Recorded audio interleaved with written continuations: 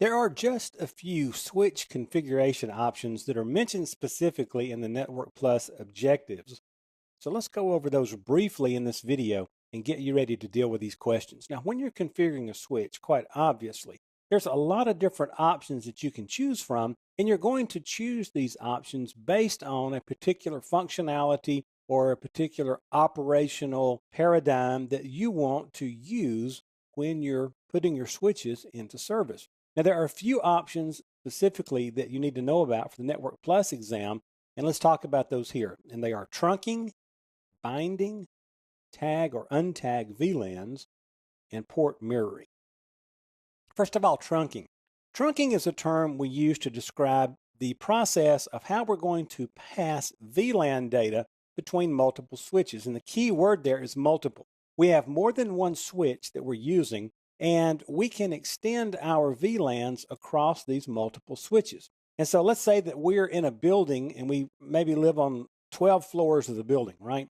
And we've got part of sales on fourth floor, part of sales on fifth, and we've got a few guys down in the second floor, but we want all of them to be in one particular VLAN.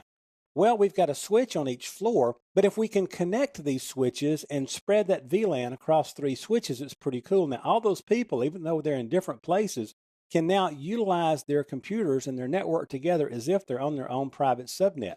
Pretty cool. However, our multiple switches need to be able to communicate with each other because they're seeing virtual LAN information, and this virtual LAN information cannot be unique to each individual switch. They all have to share it so they can tell what computer it came from, where it should go, and is it a member of this VLAN or what we would know as a subnet in the physical world. And so trunking is how we connect our switches to manage that data. Trunk links are required to pass VLAN information between switches.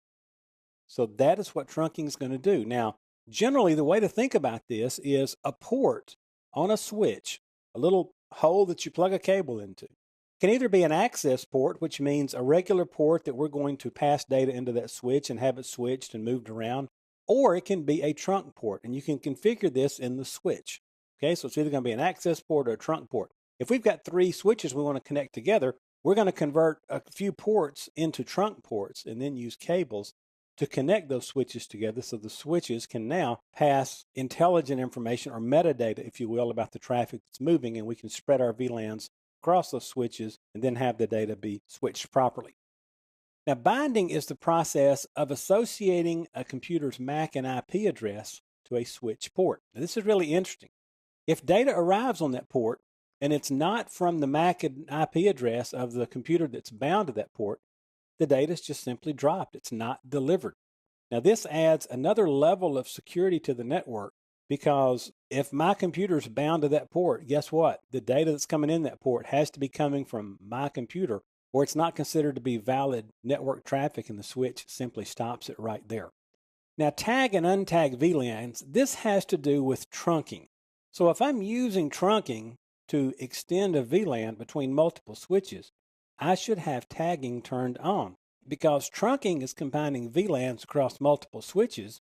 And when I turn on tagging, it's adding a VLAN header or a tag to the packets as they move through the VLANs so that when the packets arrive on another switch, it can tell which VLAN that particular traffic belongs to. Okay, I hope that makes sense. It just adds a little intelligence to the traffic that we need because we've now spread our VLANs across multiple switches, and we need some way for the multiple switches to identify exactly where things came from and where it should be going.